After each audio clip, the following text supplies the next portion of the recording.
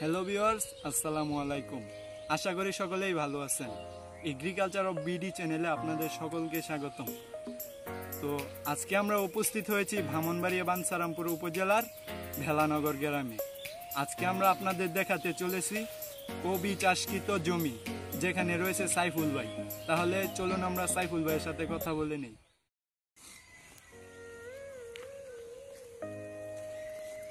আসসালামু আলাইকুম সাইফুল ভাই। ওয়ালাইকুম সালাম ভাই। ভাই কেমন আছেন?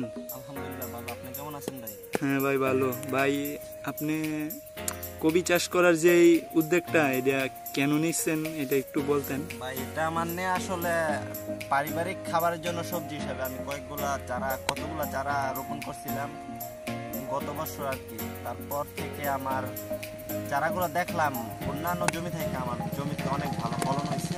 তারপর থেকে ভাবলাম যে এবছর আমি একটু বাজারজাত করার জন্য কিছু চারা রোপণ করি। এই জন্য আমি জি জি ভাই। তো আপনি এখানে কতগুলো চারা রোপণ করছিলেন? ভাই আমি এখানে এবছর 1500 চারা রোপণ করছি। ও, এটি কোথায় থেকে সংগ্রহ করছেন? এই চারাগুলো আমার সংগ্রহ করা কুমিল্লা থেকে আর কি। কুমিল্লা ওইখানে কি ভালো জাতের চারা পাওয়া যায়? ভালো জাতের চারা পাওয়া যায়। আমি আনছি এখানে 77 মানে 77 নামে একটি কবি আছে, সেই কবিগুলো আনছি আর কি। ও, আর এখানে আরো কয়েকটি জাত আছে, যেমন সিরাজি, প্রেস, তারপর আরো অনেক জাত। আমি প্রেসের চারাও আনছি। 77 চারাটা আসলে সেটা আসলে ভাই একটু আগে আগে হয় আর কি। একটু প্রেস কবিও আনছি আমাদের 77টা ফুল ফুটার পরে, তারপর প্রায় 10 দিন পরে প্রেস কবিটা আসলে বের হয় আর কি। ভাই আপনার চারাগুলো দেখা যাইতেছে অনেক সতেজ। ভাই এটা কিভাবে থাকে?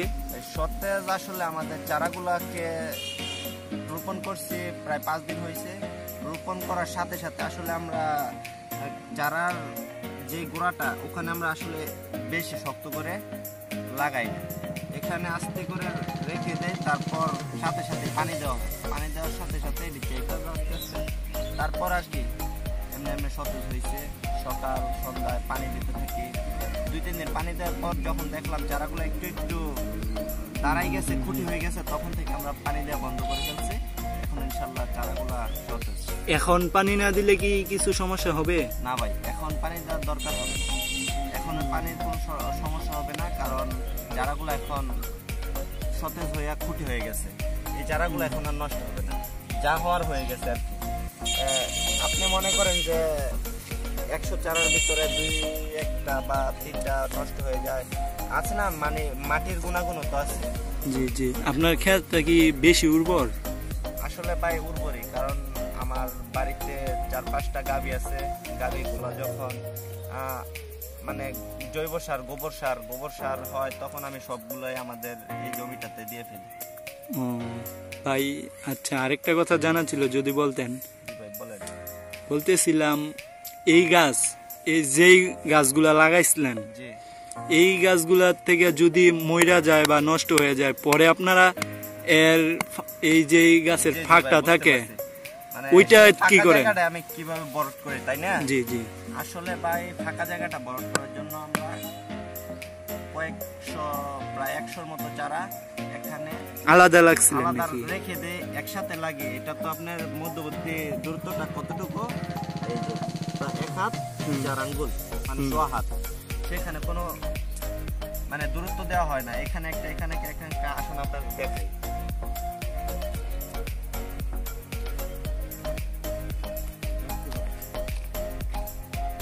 জি ভাই, এইটাই নাকি চারাগুলা? জি ভাই, এখানে আমরা এই যে দেখুন কতগুলো চারা রাখছি, যেখানে চারা নষ্ট হয়ে যায় ওখানে নিয়ে একটা তুলে দেয়, তারপর লাগিয়ে দেয়, তারপর ইনশাল্লাহ যে ফাঁকা জায়গাটা বড় হয়ে যায়। এই চারাগুলা কি থাকে নাকি?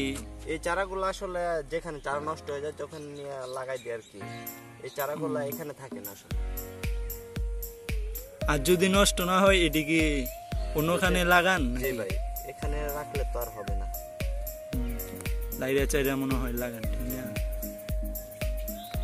তো ভাই আপনি এই জমিতে শুধু কি কবি চাষ করছেন নাকি অন্য কিছু চাষ করছিলেন? কবি চাষ আসলে করেছি প্রায় অর্ধেকটা, আর অর্ধেকটাতে আপনার আছে বিভিন্ন জাতের ফসল। ওই যে দেখুন এখন আছে মরিচের চারা, এটা ভালো জাতের মরিচ। মরিচের চারা কতগুলো লাগাইছিলেন? ভাই মরিচের চারা এখানে প্রায় 120টা। এই চারাগুলো কি কুমিল্লা থেকে? জি জি ভাই, কবির সাথে এটি আনা। এই যে দেখুন এটিও আসলে ফুটি হয়ে গেছে, এটি আর নষ্ট হবে না ইনশাল্লাহ। এখানে আমরা আগাছা দমন করতেছি এখন, এটা আগাছা দমন করা শেষ। এখানে কিছু সারও দিয়ে ফেলছি আমরা। এই চারাতেও কি নিয়মিত পানি দিতে হয় নাকি? ভাই কবির মতনই, যখন প্রথম লাগানো হয় তখন কিছুদিন দিতে হয়, তারপর যখন ফুটি হয়ে যায় তখন আর দিতে হয় না। এই যে এটার সাথে আমরা এখানে মরিচ বীজ বপন করছি এখানে। ওই যে ফাঁকা জায়গাটা? জি ভাই, যেটাকে বলে আসলে গ্রাম্য ভাষায় মরিচ বাইনাইছি আর কি। এখানে আমরা বীজ রোপণ করছি।